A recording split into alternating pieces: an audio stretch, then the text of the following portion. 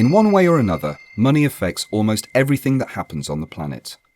If we want to deal with the big social, economic, and environmental challenges that we're facing today, changing the nature of the money we use is where we have to start.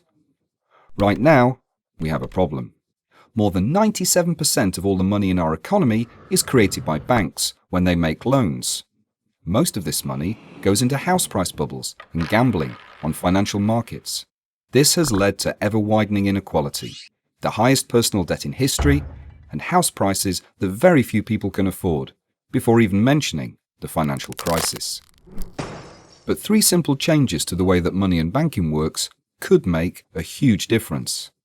These 3 changes would give us a more stable economy, with more jobs, less personal and government debt, and a solid footing to begin tackling the environmental crisis.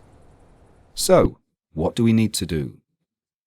Firstly, we need to take the power to create money away from the banks and return it to a democratic, accountable, and transparent process.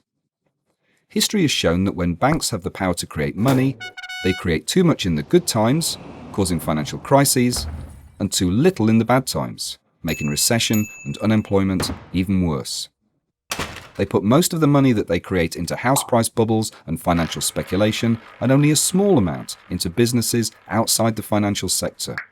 We simply don't think that we can trust banks, who are hardwired to chase short-term profits, with something as powerful as the ability to create money. And it's not enough to regulate them. Regulators have repeatedly failed to keep banks under control. There's no reason why they should get it right this time around. But we can't trust politicians with the keys to the printing press any more than we can trust the big banks.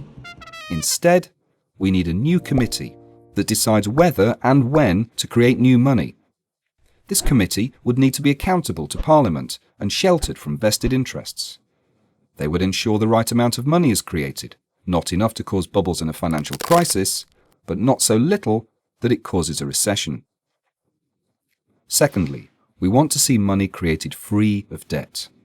Right now, banks create money when they make loans, which means that for every pound in your bank account, someone else must be a pound in debt.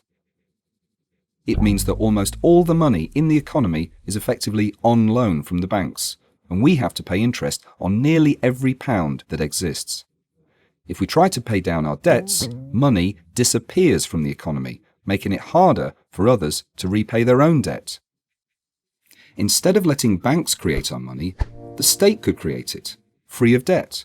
And instead of lending money into the economy through mortgages and loans, it could be spent into the economy. This means that new debt-free money would stimulate the real economy, create jobs, and make it possible for ordinary people to start paying down their debts. Finally, we want to see money come into the real economy before it reaches financial markets and property bubbles.